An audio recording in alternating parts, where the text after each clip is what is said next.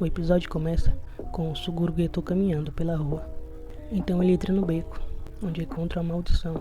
Ele absorve a maldição enquanto diz: exorcizar, absorver e repetir o círculo, que ninguém entende o sabor de um espírito amaldiçoado. Diz que o sabor é como engolir um pano sujo, usado para limpar fezes e vômito. Diz que não tem nada de incomum naquilo que tinha testemunhado. E são essas palavras que ele vem dizendo a ele mesmo, desde aquele dia. Em seguida, aparece o Tahimi Meimei, indo para a casa do presidente de uma empresa, onde o Tahimi diz que aparentemente essa costumava ser a casa do presidente, que administrava uma rede de churrascaria na região. Porém, em julho do ano passado, a doença da vaca louca causou um forte impacto nas churrascarias e ele se suicidou com a família depois de ter se afundado em dívidas. Desde o ocorrido, surgiu boatos que a casa seria mal assombrada, atraindo adolescentes, universitários de províncias, profissionais autônomos e outros que visitam como um teste de coragem e acaba desaparecendo. Então Meimei diz que com a internet a velocidade que essas informações se propagam aumentou muito. O Tahimi diz que além desses boatos, há 3 alunos do fundamental que desapareceram a caminho de casa.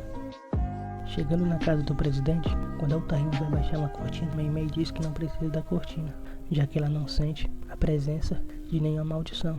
Ao entrar dentro da casa, Mei diz que está aqui e em toda a sua volta. Então ela joga uma lanterna para o Tahimi e diz que ela irá precisar disso. O Tahimi então fica impressionada por não terem cortado a energia. Meimei decide dar uma olhada nessa mansão, onde ele irá ficar com o primeiro andar. E a o Tahimi ficará com o segundo, e diz que está contando com ela. Então o Tahimi começa a olhar os quartos, de um por um. Quando chega no último quarto, o Tahimi então entra e se aproxima da cama lentamente. E ao ver 2 ratos, ela se assusta e sai do quarto. Mei então aparece e pega no ombro da Tahimi. Então ela se assusta novamente e dá um grito. Mei então diz que ela já pode estrear um filme de terror. Então Tahimi pede para ela não a assustar assim.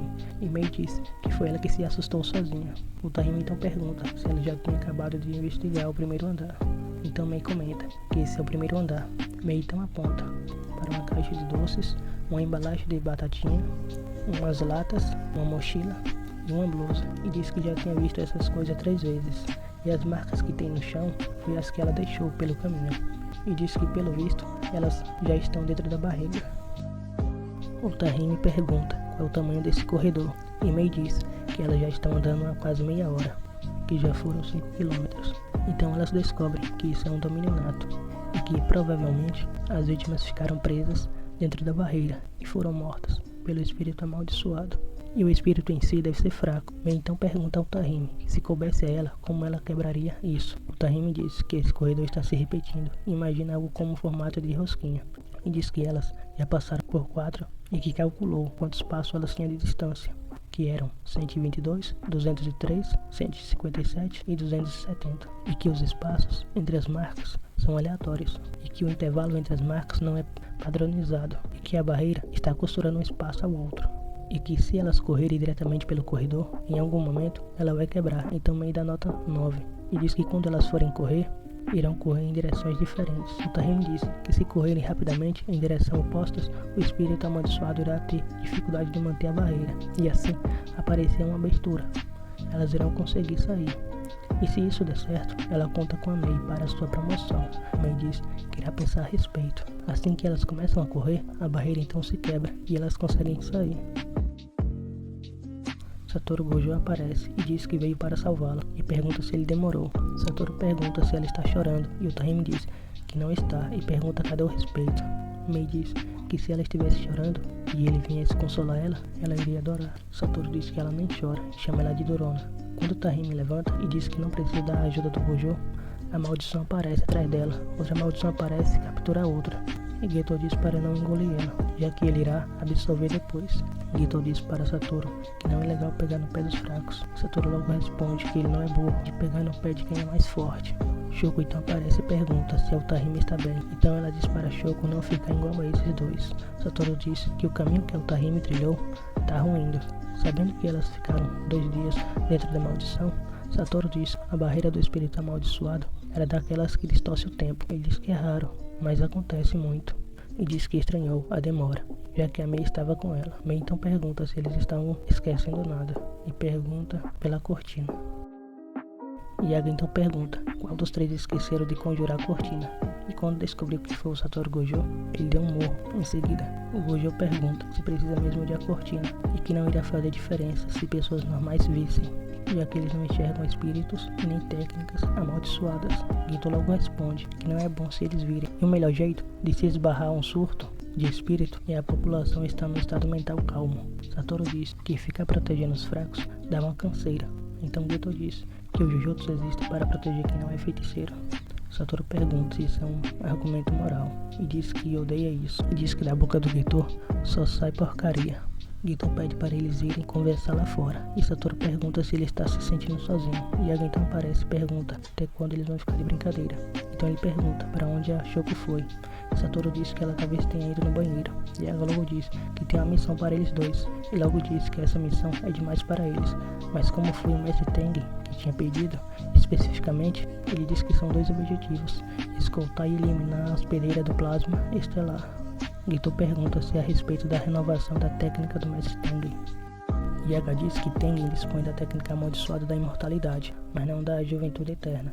Não seria problema se só envelhecesse, mas depois que o corpo chega numa certa idade, a técnica amaldiçoada começa a reescrevê-lo. Diz que deixa de ser humano e passa para uma forma superior. Gojo diz que parece maneiro.